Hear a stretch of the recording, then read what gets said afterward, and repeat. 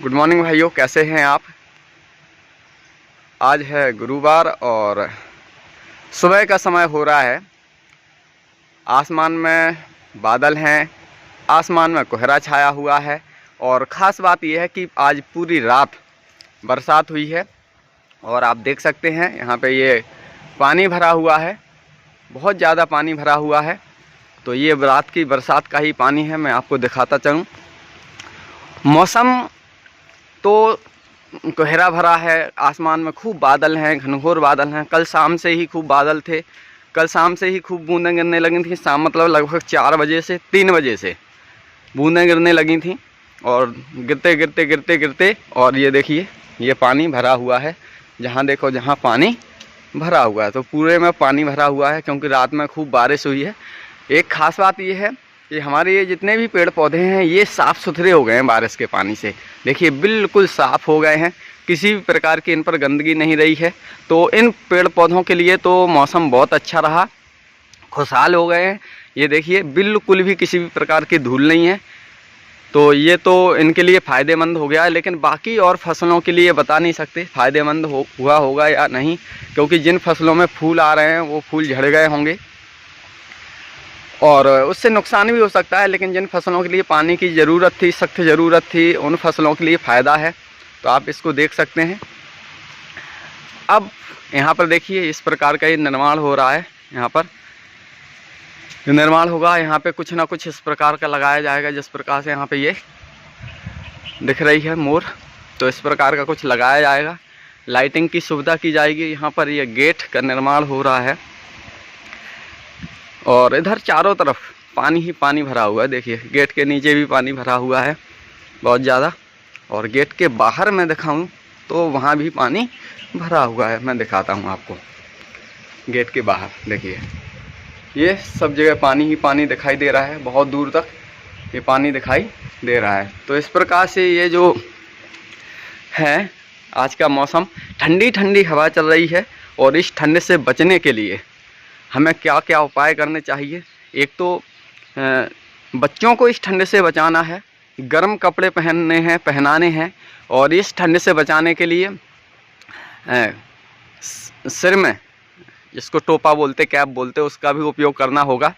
और बहुत अच्छी तरह से ठंड से बचना पड़ेगा। और अगर थोड़ा सा भी कुछ डिसबैलेंस होता है या हम ठंड से नहीं बच पाते हैं तो हो सकता है कि हम बीमार पड़ जाएं, क्योंकि इस समय पर बीमारी भी फैल रही हैं। ओमिक्रॉन आ गया, तो ओमिक्रॉन से भी बचना है।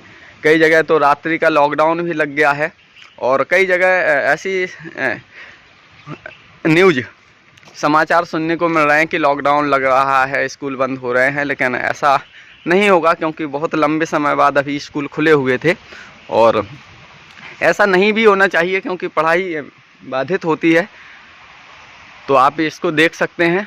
और आपका क्या कहना है, लॉकडाउन लगना चाहिए नहीं लगना चाहिए? लगना चाहिए तो क्यों लगना चाहिए, नहीं लगना चाहिए तो क्यों नहीं लगना चाहिए?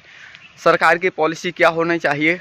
कैसे हम अपने जीवन यापन को अच्छी तरह से बेहतर ढंग से जिएं और उसके लिए हम क्या कर सकते हैं, सरकार क्या करे? ऐसे तमाम क्वेश्चन हो सकते हैं। और साथ में ये जो मौसम है, एक तो सर्दी का मौसम है, ऊपर से आसमान में बादल हैं, कोहरा छाया हुआ है, ठंडी ठंडी हवा चल रही है।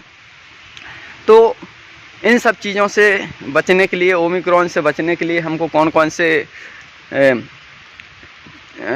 से अपने आप को बचाए रखने के लिए क्या क्या प्रयोग करना पड़ेगा, क्या क्या उपयोग करना पड़ेगा, किन किन चीज़ों का उपयोग करना पड़ेगा, कैसे हम अपने जीवन को साफ़ सुथरा, सुंदर और अच्छा बना सकते हैं?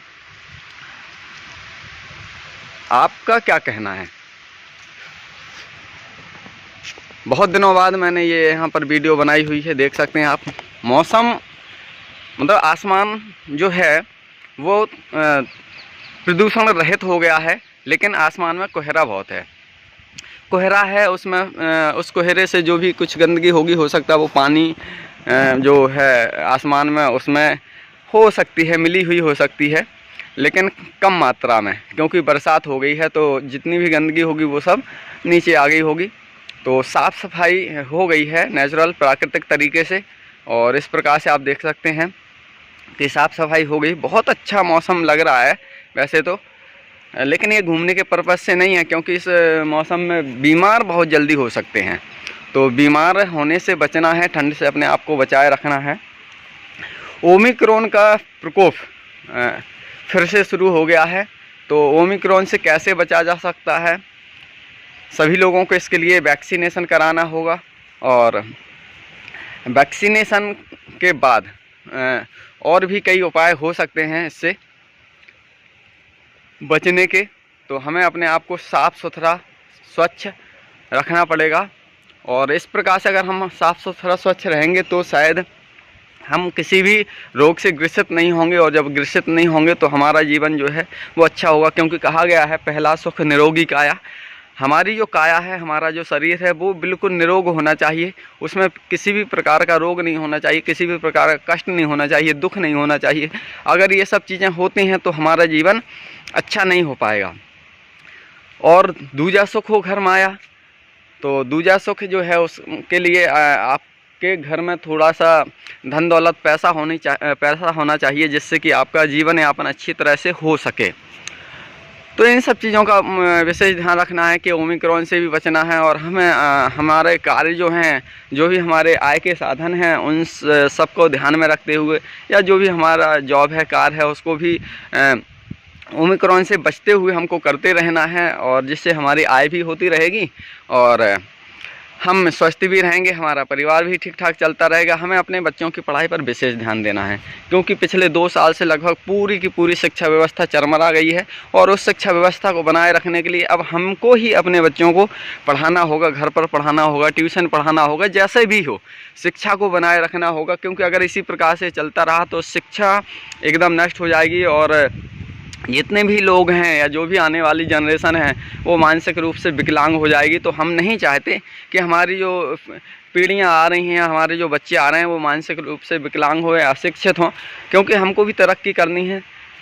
हम जब दुनिया में देखते हैं तो बहुत ऊंचा कंपटीशन है, बहुत बड़ा कंपटीशन है। उस कंपटीशन तक हमें, उस लेवल तक हमें पहुंचना है। उस लेवल के लिए हमको पढ़ाई करनी पड़ेगी। हम देखते हैं कि कहाँ चीन, जापान, अमेरिका उच्च शिखर तक पहुंच गए हैं। इतना छोटा सा जापान जो दुनिया के चुनिंदा देशों में से एक है और ताकतवर देशों में से एक है। तो इस प्रकार से उन्होंने पढ़ाई पर विशेष ध्यान दिया है, और पढ़ाई को उन्होंने फर्स्ट प्रेफरेंस दी है, इसलिए आज वो शिखर पर हैं। और हमको भी अगर शिखर पर पहुंचना है तो तमाम प्रकार के भेदभाव या तमाम प्रकार की इस प्रकार के जो अंधविश्वास हैं या तमाम प्रकार की जो इस विघ्न बाधाएं हैं उनको छोड़कर या उनसे दूर रहकर हमको अपने देश के लोगों को पढ़ने के लिए और पढ़ाने के लिए मजबूर करना है। और उनके मजबूर क्या, उनको एक प्रकार से पढ़ाई के प्रति रुचि लानी है, और जब रुचि लाएंगे तो निश्चित रूप से वो अच्छा करेंगे, उनको पढ़ने में मन लगेगा, अच्छा होगा। और हमको उनको बताना है कि पढ़ाई करने से क्या क्या फ़ायदे हो सकते हैं, कौन कौन से फ़ायदे हो सकते हैं, और होते भी हैं। जो लोग पढ़े लिख गए हैं उनका जीवन आजकल अच्छा है, बहुत अच्छा है, बहुत ही अच्छा है।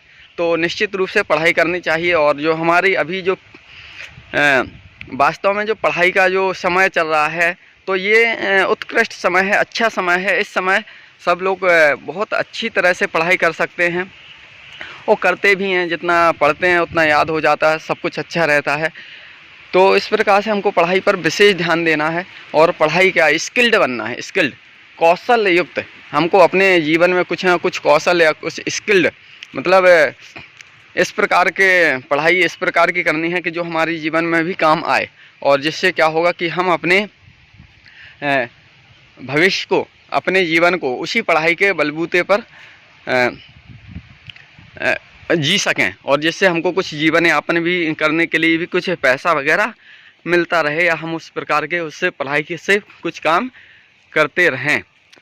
तो हमको पढ़ाई पर विशेष ध्यान देना है, और हम चाहते हैं कि नया वर्ष जो है उस नए वर्ष में हम कुछ नया करें।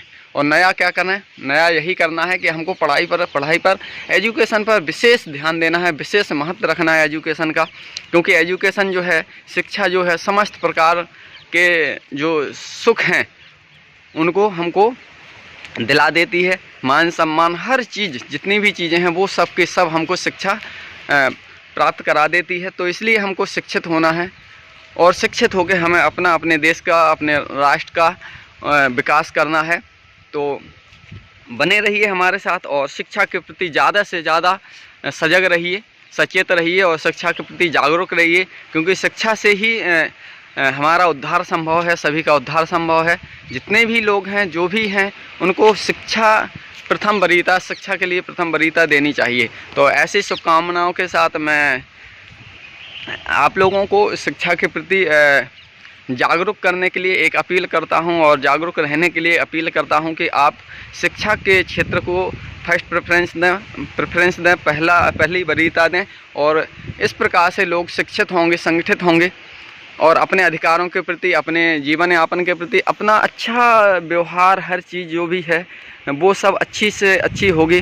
देश का विकास होगा, डेवलपमेंट होगा, तो बहुत अच्छी चीज़ें होंगी। जब लोग शिक्षित हो जाएंगे तो निश्चित रूप से ये हमारा जो राष्ट्र है बहुत अच्छा होगा, उन्नत होगा, विकसित होगा। तो ऐसी शुभकामनाओं के साथ नए वर्ष में हम ऐसा प्रयत्न करें और शिक्षा के प्रति सजग रहें और शिक्षा के प्रति संघर्ष करें। तो आप सबको हमारे साथ बने रहने के लिए बहुत बहुत धन्यवाद। और ओमिक्रॉन से बचे रहने के लिए हमको बहुत सारी सावधानियां बरतनी होंगी। तो उन सावधानियों को बरतते हुए और हमें अपना जीवन यापन अच्छे ढंग से, ठीक ढंग से करना है। तो हमारा जीवन यापन भी अच्छा होता रहे और हमारी शिक्षा भी अच्छी चलती रहे और हम ऐसी तमाम जो बीमारियां हैं उनसे भी बचे रहें। तो ऐसे आशा के साथ बने रहिए हमारे साथ। Thank you.